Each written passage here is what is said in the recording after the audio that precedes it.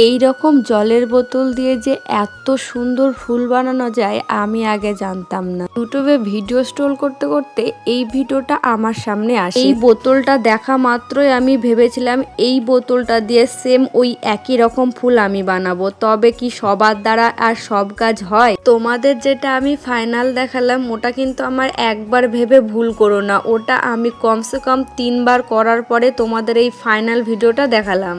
তোমাদের জন্য আমি কত কষ্ট করে ভিডিও করছি, কিন্তু তোমরা তো আমার চ্যানেলটি সাবস্ক্রাইব করছো না। আর আমার চ্যানেলে ভিউজ এত কমে গেছে কিভাবে আমি জানি না। মাঝে মাঝে এত ভিউজ কমে যায় কি করে আমি নিজেই বুঝতে পারি না। তোমাদের যদি কারোর জানা থাকে আমাকে একটু জানিও তো।